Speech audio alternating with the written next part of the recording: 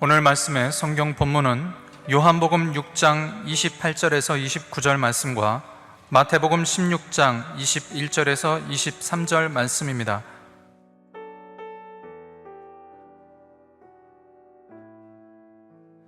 저희가 묻되 우리가 어떻게 하여야 하나님의 일을 하오리이까? 예수께서 대답하여 가라사대 하나님의 보내신 자를 믿는 것이 하나님의 일이니라 하시니,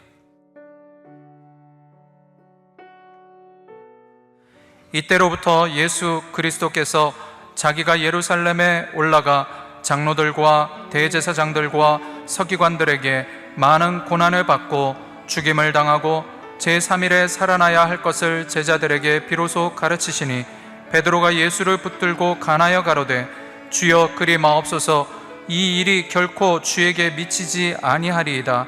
예수께서 돌이키시며 베드로에게 이르시되 사단아 내 뒤로 물러가라. 너는 나를 넘어지게 하는 자로다. 내가 하나님의 일을 생각지 아니하고 도리어 사람의 일을 생각하는도다 하시고.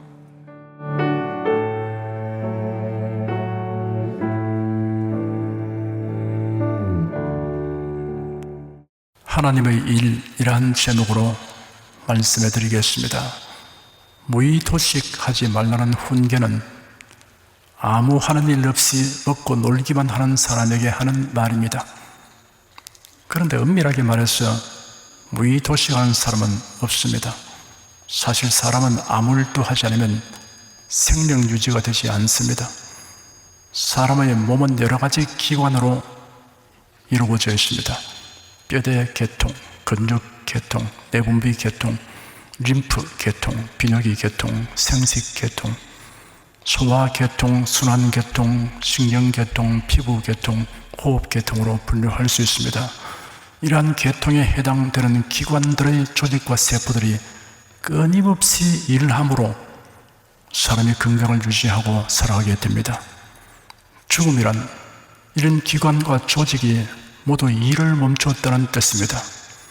몸의 기관, 조직, 세포들은 대부분 우리 자신의 의지와 관계없이 일을 합니다. 그러니 사실은 무의도식이란 자신의 몸에서 일어나는 일이 아니라 이런 몸을 가지고 의지적이고 생산적인 일을 하지 않고 빈둥대는 사람에게 적용되는 말입니다.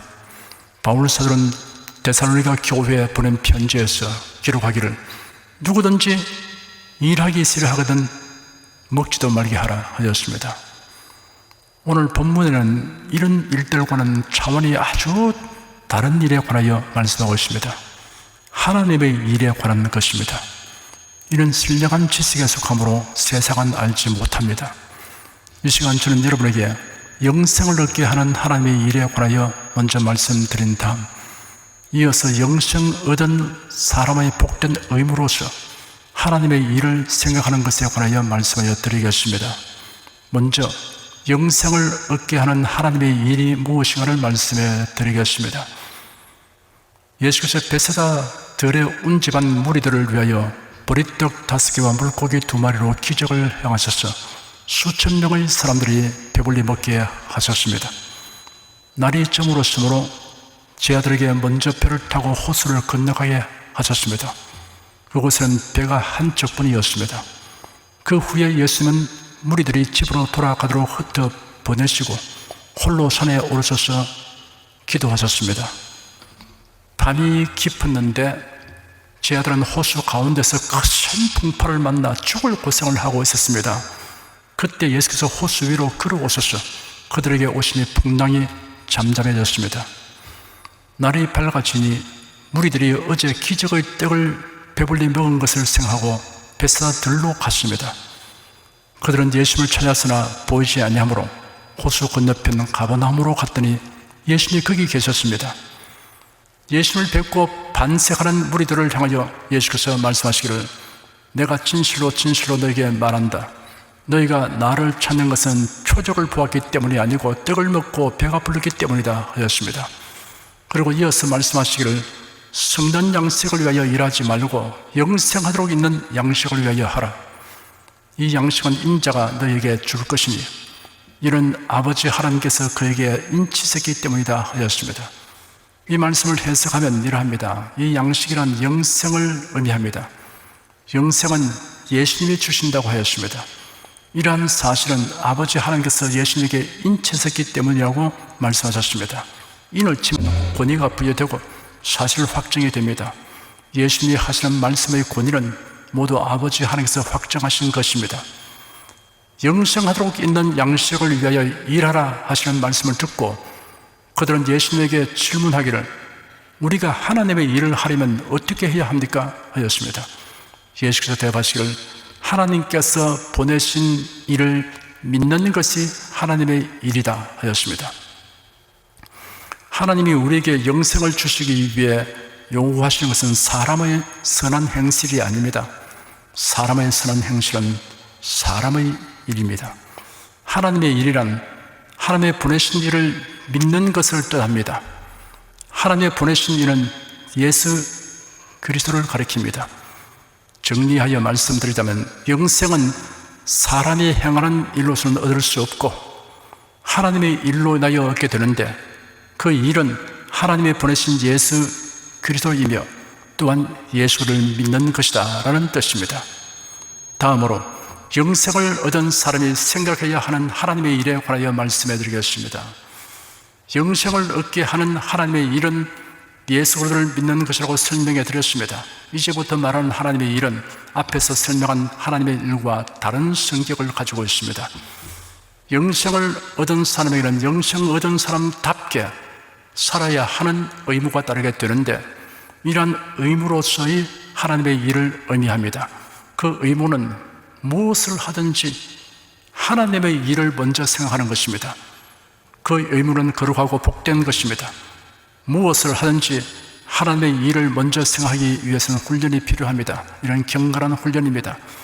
예수께서 가이사랴 빌립보를 지났을 때 제자들에게 질문하기를 사람들의 인자를 누구라 하느냐 하였습니다. 어떤 이들은 세례 요한이라고 하고 다른 이들은 엘리야라고 하고 또 다른 이들은 예레미야나 또는 선지자 중에 하나라고 합니다 라고 제자들이 대답했습니다. 그래서 예수께서 그러면 너희는 나를 누구라 하느냐 하시니 시몬 베드로가 대답하기를 주님은 그리스도이시며 살아계신 하나님의 아들이십니다 하였습니다. 예수께서 베드로의 신앙 고백에 대하여 칭찬하시며 축복하셨습니다. 바요나 시몬아 네가 복이도다.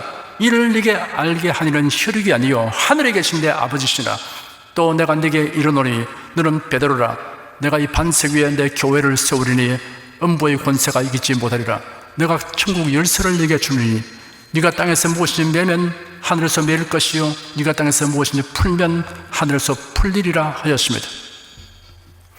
이런 대화가 있은 후에 예수께서 앞으로 닥쳐올 일을 예고하셨습니다. 자신이 예루살렘에 올라가야 할 것과 장로들과 대상들과 서기관들에게 많은 고난을 받고 죽임을 당해야 할 것과 또 3일 만에 살아나야 할 것을 밝히셨습니다. 그래서 베드로가 예수를 붙잡고 만류하면서 항의하듯이 말했습니다. 주님, 그럴 수 없습니다. 이런 일이 결코 주님에게 일어나지 않을 것입니다. 예수께서 돌아서 베드로에게 말씀하셨습니다. 사탄아, 네 뒤로 물러가라. 너는 나를 넘어지게 하는 자로다. 네가 하나님의 일을 생각하지 않고 도리어 사람의 일을 생각하는도다. 그리고 제자들에게 말씀하시기를 아무든지 나를 따라 오려거든 자기를 부인하고 자기 십자가를 지고 나를 따르도록 하라 하였습니다. 예수님이 베드로에게 하신 말씀은 베드로에게 국한되는 말씀이 아닙니다. 모든 성도를 향한 말씀이기도 합니다. 그러므로 우리가 이 말씀에 유의해야 합니다. 이 말씀을 늘 마음에 두어야 합니다. 우리가 영생을 얻은 사람답게 산다는 것이 그리 간단한 문제가 아니기 때문입니다. 자칫하면 사탄의 조종을 받는 운동을 하게 됩니다. 주님이 하시려고 하는 일에 방해꾼 노릇을 하게 됩니다. 걸림돌 노릇을 하게 됩니다. 사탄아, 내 뒤로 물러가라. 너는 나를 넘어지게 하는 자로다 라는 말씀은 불신자에게 하신 말씀이 아닙니다. 예수님을 적대시하는 바리새인이나 사두개인 혹은 헤롯 당원에게 하신 말씀이 아닙니다. 예수님의 제자 베드로에게 하신 말씀입니다. 이 장면을 보면서 우리에게 두 가지 질문이 생겨납니다. 첫째, 베드로가 어찌하여 이런 행동을 하게 된 것입니까? 둘째, 이런 현상이 우리에게 일어나지 않게 하려면 어떻게 해야 합니까? 이러한 질문에 대한 대답이 예수님이 베드로에게 하신 말씀에 있습니다. 네가 하나님의 일을 생각지 아니하고 도리어 사람의 일을 생각하는도다. 이것이 첫 번째 질문에 대한 대답입니다. 아무든지 나를 따라오려거든 자기를 부인하고 자기 십자가를 지고 나를 따르도록 하라. 이것은 두 번째 질문에 대한 대답입니다. 하나님의 하시는 일과 상반되는 일을 생각하면 사탄의 영향을 받은 것이 됩니다. 예수께서 자신에게 앞으로 닥쳐올 일을 예고하셨습니다. 자신이 예루살렘에 올라가야 할 것과 장로들과 대상들과 서기관들에게서 많은 고난을 받고 죽임을 당해야 할 것과 또 3일 만에 살아야 할 것을 분명하게 말씀하셨습니다. 예수는 한 번도 실없는 말씀을 하신 적이 없습니다. 농담을 하신 적이 없습니다. 베드로와 제자들은 누구보다 이를 잘 알고 있습니다. 그런데 또 베드로가 이런 행동을 한 이유는 무엇입니까? 예수님에게 일어날 일과 자신이 바라는 일이 달랐기 때문입니다. 하나님의 일을 생각지 않고 도리어 사람의 일을 생각했습니다. 예수님을 자신이 바라는 일을 이루는 수단으로 여기기 때문입니다. 예수님의 제자들은 모두 하나님의 일을 생각하지 아니하고 도리어 사람의 일을 생각하였습니다. 여기에도 두 가지 경우가 있습니다.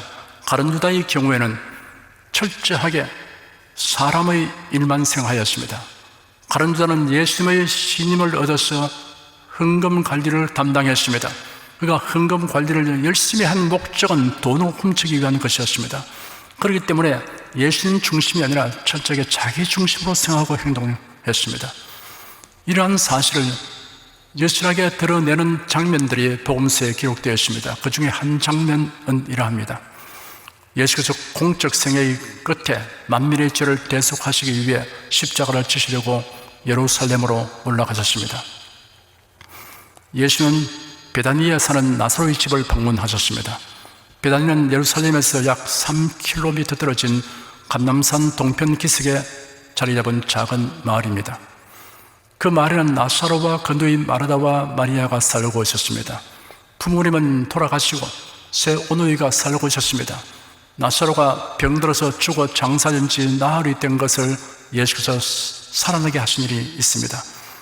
그렇지 않아도 예수님이 그들의 집을 방문해 주신다면 말로 다 할 수 없는 기쁨인데 나사로를 살려주신 사연도 있으니 새 오누이의 기쁨은 달리 비교할 것이 없었을 것입니다.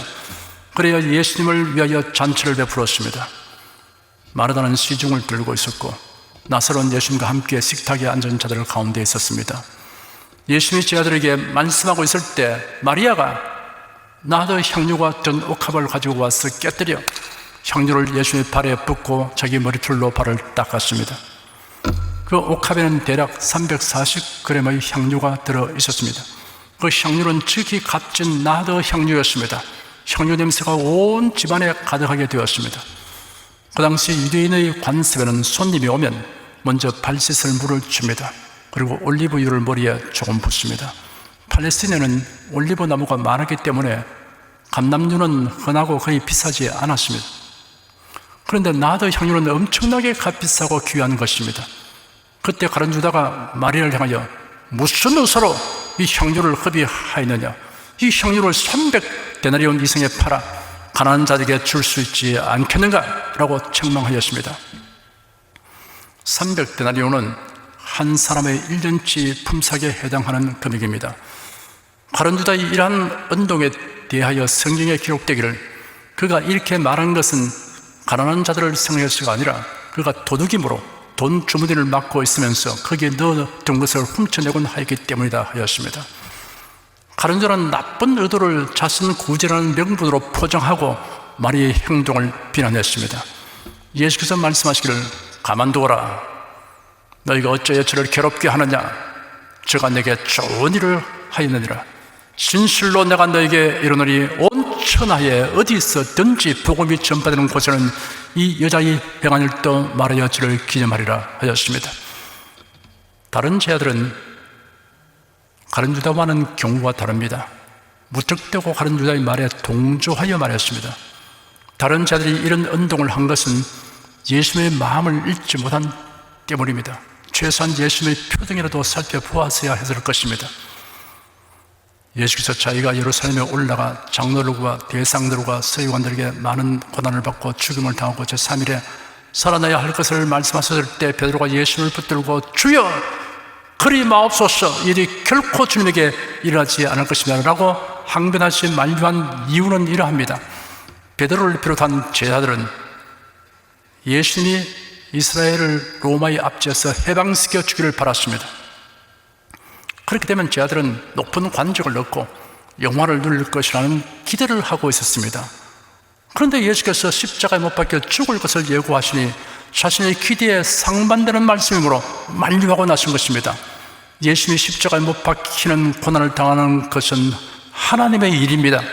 이를 만류하는 것은 사람의 일입니다. 베드로는 사람의 일을 생각하는 것입니다. 일반적인 윤리로 보면 베드로가 만류하는 것은 잘하는 일이라고 생각할 수 있습니다. 스승이 처참한 고난을 당할 것을 알게 되면 그런 일에 있어서는 안 된다고 만류하는 것이 당연합니다. 그러나 예수님이 당하시는 고난은 죄인들을 구원하시려고 하나님이 정하신 일입니다. 하나님의 일입니다. 우리는 사람의 일보다 하나님의 일을 먼저 생각해야 됩니다. 하나님의 일에 의하여 사람의 일이 판단되고 취사 선택되도록 해야 합니다. 그러기 위하여 우리가 각오하고 실천해야 할 것이 있습니다. 예수께서 말씀하시기를 자기를 부인하고 자기 십자가를 지고 나를 따르도록 하라 하셨습니다. 여기에 세 가지 요점이 있습니다. 첫째, 자기를 부인해야 합니다. 아무든지 나를 따라 오려거든 자기를 부인하라고 말씀하셨습니다. 자기를 부인한다는 것은 자기를 부정하고 주님을 긍정하라는 것입니다. 모든 일을 자기 중심으로 이해하고 판단하는 것을 거부하고 하나님 중심으로 이해하고 판단하는 것이 자기를 부인하는 태도입니다. 자기를 부인하면 사람의 일을 하나님의 일에 종속시킵니다. 예수님이 베드로를 크게 꾸짖으시는 까닭은 예수님의 순한 예고에 대해 베드로가 자기 중심으로 판단하고 말했기 때문입니다.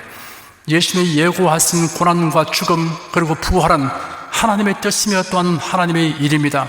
그런데 베드로는 고난과 죽음이라는 과정이 없는 메시아를 원했던 것입니다. 조만간 위대한 왕국과 그 통치를 성취하기 위해서 능하신 손을 뻗치기만 하면 될 메시아만을 생각했습니다. 그로 인해 자신이 얻게 될 권세를 생각했습니다. 그러므로 자기를 부정하기보다 오히려 주님의 뜻을 강력하게 부정하고 나섰습니다. 베드로가 예수님을 붙들고 간하였다고 하였습니다. 붙들었다는 말은 개인적으로 대화를 나누기 위해 자기 곁으로 당겨가다는 뜻입니다. 간하여라는 원어는 꾸짖다, 견적하다, 강력히 책망하다 등의 뜻을 가지고 있습니다. 이런 베드로가 예수님의 순환과 죽음에 대한 말씀을 듣자 예수님의 뜻을 가로막고 어떻게 하든 그 뜻을 돌이키려고 얼마나 적극적인 행동을 하였는가를 보여주고 있습니다. 그러자 예수님이 사탄아 내게로 물러가라. 너는 나를 넘어지게 하는 자로다. 네가 하나님의 일을 생각하지 아니하고 도리어 사람의 일을 생각하는도다 라고 책망하셨습니다. 베드로를 사탄이라고 부른 것이 아니라 사탄의 도구 노릇을 하고 있음을 지적하신 것입니다. 우리가 하나님의 말씀, 하나님의 뜻, 하나님의 일에 어긋나는 자기의 생각과 뜻을 부정하고 하나님의 뜻을 긍정하면 마귀가 틈탈 곳이 없게 됩니다. 자기를 부인하면 하나님의 요구에 언제나 예라고 대답합니다. 하나님의 요구에 상반되는 자신의 욕구에 대해서는 아니요 라는 태도를 취하게 됩니다. 자기를 부인하면 앞나라의 진로, 삶의 계획을 하나님께 묻고 하나님의 인도를 구하게 됩니다. 자기를 부인하여 자기의 고집과 주장이 없어져 버리면 하나님 말씀대로 행합니다. 세월이 지난 후에 돌이켜보면 하나님이 옳았다, 그렇게 살아왔더니 참 잘 살았다 이렇게 말하게 될 것입니다.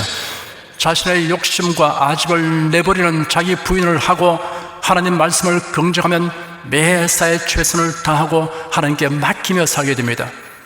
열심을 다하여 일하지만 모든 일의 진행도 결과도 하나님의 손에 맡겨버립니다. 그러면 하나님의 평강이 그 마음을 주장하는 것을 체험하게 될 것입니다. 사도 바울은 예수님을 만나기 전에는 모든 일을 자기의 원대로 하였습니다. 그래야 스데반 집사를 죽이는데 가담했습니다. 기독교인들을 결박하여 감옥에 가두었습니다. 그 일로도 한이 차지 않아서 외국 성에 있는 기독교인들을 잡아오려고 다메섹 도성으로 갔습니다. 다메섹에 가까이 갔을 때 갑자기 정오의 태양빛을 무시하게 하는 강렬한 빛이 그와 그의 일행들을 둘러 비추므로 땅에 엎드려졌습니다. 그런 상태에서 그에게 장엄하고 압도적인 하나님의 음성이 들려왔습니다. 사울아, 사울아, 네가 왜 나를 핍박하느냐? 주님은 누구십니까? 라고 질문하니 나는 네가 핍박하는 나사렛 예수다 라는 대답이 들려왔습니다. 그 자리에서 그는 완전히 변화되었습니다. 주 예수 그리스도를 영접하는 순간 그가 물은 질문이 있습니다. 주님, 제가 무엇을 해야 합니까? 라는 질문입니다. 지금까지 자기 두뇌를 믿고 자기 판단을 믿고 자신이 원하는 대로 행했던 바로는 이날부터 주님, 제가 무엇을 해야 합니까? 라고 물으면서 행동했습니다. 이것이 자기를 부인하고 주님을 긍정하는 자세입니다. 또한 하나님의 일을 생각하는 태도입니다. 둘째, 자기 십자가를 져야 합니다. 아무든지 나를 따라오려거든 자기 십자가를 지라고 말씀하셨습니다. 예수 그리스도의 십자가를 지라는 것이 아닙니다. 예수님이 십자가를 지신 것은 인간의 죄를 대속하시기 위한 것입니다. 인류 구속의 대업을 완성하시는 단 한 번 있는 사건입니다. 예수님 베드로에게 자기 십자가를 지라고 말씀하셨습니다. 그리스도인은 각자에게 주어지는 십자가가 있습니다. 우리 각자가 져야 할 십자가는 예수를 섬기고 사랑하며 전파하기 때문에 겪게 되는 고통, 손실, 희생, 핍박을 의미합니다. 이러한 십자가는 거룩한 기쁨과 소망 가운데 져야 할 것입니다. 이런 영원한 가치와 의미를 가지는 것입니다. 우리 주님께서 십자가를 벗게 줄 때까지 기쁨으로 지고 견디시기를 바랍니다. 가족으로부터 심한 핍박을 받고 있는 어떤 성도가 말하기를 예수께서 나를 위해 대속의 십자가를 지셨으니 내가 어찌 가족 구원을 위해 핍박의 십자가를 거절하거나 싫다고 하겠습니까? 하였습니다. 자기 십자가를 지는 것을 꺼리거나 기피하지 마십시오. 부끄러워하지 마십시오. 자기 십자가를 기꺼이 지는 것이 하나님의 일을 생각하는 생활 태도입니다. 셋째, 예수 그리스도를 따라야 합니다. 아무든지 나를 따라 오려거든 이라고 서두를 꺼냈는데 나를 따르도록 하라는 말씀으로 건배졌습니다. 예수 그리스도만 바라보고 따르라는 뜻입니다. 부활하신 예수님이 이른 아침 갈릴리 호수가에 오셨습니다. 고기잡이하는 제자들을 부르셨습니다. 그들이 육지에 올라와 보니 숯불이 피어져 있었고 그 위에 생선과 떡이 놓여져 있었습니다. 예수께서 그들에게 조만을 먹게 하신 후에 베드로에게 네가 나를 사랑하느냐? 라는 질문을 하였습니다. 예, 주님, 제가 주님을 사랑하는 줄을 주님께서 아십니다 라고 대답하니 내 양을 먹이라고 말씀하셨습니다. 이런 대화가 3번 거듭된 후에 베드로에게 내가 진실로 진실로 내게 이르노니 젊어서는 네가 스스로 띠띠고 원하는 곳으로 다녔거니와 늙어서는 네 팔을 벌리리니 남이 네게 띠띠우고 원치 않은 곳으로 데려가리라 하셨습니다. 이런 베드로가 헛되한 죽음으로 하나님께 영광을 돌릴 것을 미리 알려주신 것입니다. 순교당할 것을 말씀하신 것입니다. 그리고는 나를 따르라 하셨습니다. 베드로가 돌아보니 요한이 따르고 있었습니다. 베드로가 예수님에게 주님, 이 사람은 어떻게 되겠습니까? 라고 호기심에 가득 찬 질문을 하였습니다. 예수께서 말씀하시기를 내가 올 때까지 그가 살아있기를 내가 원한다고 한들 그것이 네게 무슨 상관이냐? 너는 나를 따르라 하였습니다. 신앙생활을 하다가 중도에 시험 들어서 그만 뒤로 물러가 버리는 사람이 있습니다. 이런 사람은 주 예수님을 따르는 사람이 아님을 스스로 증명하고 있습니다. 사람을 바라보고 사람을 따랐던 것입니다. 교회 다니는 사람이 그럴 수가 있느냐? 교회 중직자가 그런 일을 할 수가 있겠느냐? 환멸을 느낀다. 나는 이제 교회 안 다니겠다. 나는 신앙을 버린다. 이렇게 말하는 사람이 있습니다. 예수님은 그가 네게 무슨 상관이냐? 너는 나를 따르라 라고 말씀하십니다. 사랑하는 여러분은 믿음을 주 예수에게 두십시오. 예수로만 바라보고 따르십시오. 예수님이 나를 따르도록 하라고 하신 말씀은 현재 명령법 형태를 취하고 있습니다. 한두 번 정도가 아니라 지속적으로 끊임없이 따르는 강한 명령의 뜻이 있습니다. 부단한 노력과 열심을 다하여 주님만 바라보고 따르는 사람은 결코 시험에 들어가나 실족하는 일이 생기지 않습니다. 이처럼 주님만 따르는 것이 하나님의 일을 생각하는 태도입니다. 자기를 부인하고 자기 십자가를 지고 주님을 따르는 이 세 가지는 마치 삼각형과 같아서 각기 다른 변과 각을 가지지만 분리될 수 없는 관련을 가집니다. 지금 설교를 들으신 여러분 중에 아직 예수를 믿지 아니한 분은 영생을 얻기 위하여 우리가 해야 할 하나님의 일은 예수를 믿는 것임을 깨닫고 하나님이 보내신 예수를 믿고 영접하시기 바랍니다. 이미 영생을 얻은 성도 여러분은 범사에 하나님이 원하시는 하나님의 일을 하기 위하여 부단히 자기를 부인하고 자기 십자가를 지고 주님만을 따르는 데 매진하시기를 축원합니다. 기도하겠습니다. 사람은 한평생 일 속에서 허둥이며 살아갑니다. 눈을 뜨면 일을 시작해서 잠자리 들 때까지 일을 계속합니다. 일평생 많은 일을 하지만 죽음에 이르게 되면 모든 것이 다 헛되고 헛되며 헛되고 헛된 것을 알게 됩니다. 허무감이 밀려들고 허탈해집니다. 그리고 절망하고 멸망으로 떨어집니다. 하나님 생에 사는 동안 우리가 무슨 일을 해야 할 것인가를 성경에 명백히 계시해 주셔서 감사합니다. 구원 얻는 것, 영생 얻는 것은 사람이 아무리 일을 해봐도 소용없고 그것은 끝까지 사람의 일에 불과합니다. 종교든 철학이든 사상이든 제도든 과학이든 무엇이든 사람의 일에 불과합니다. 하나님의 일은 예수를 믿는 것이라고 말씀해 주셨습니다. 예수를 그대로 영접할 때 하나님의 일에 의해서 우리가 영생을 얻게 됨을 감사합니다. 주 하나님, 그리고 이 땅에 사는 동안 평범하고 단조롭고 일상적인 일이라도 우리가 먼저 하나님의 뜻을 묻고 하나님 말씀을 찾아보고 하나님의 계획을 알아보고 거기에 맞추어서 조정하고 살아갈 때 그 일이 다 하나님의 일이 된다는 사실에 깜짝 놀라고 감격하지 않을 수 없습니다. 이러한 사소한 일들이 하나님의 일을 하는 것이 되었어서 주 앞에서는 그날 잘했다 칭찬받고 생명의 멸류관, 의의 멸류관, 금멸류관, 자랑의 멸류관, 석잔 멸류관을 받게 됨을 감사합니다. 그러므로 우리 일상생활이 다 이렇게 영광스러운 일로 하나님의 일로 하게 되음을 생각할 때 감격하며 큰 즐거움을 가지고 살아가는 성도들이 되게 하여 주시옵소서. 예수 그리스도로 기도드립니다. 아멘.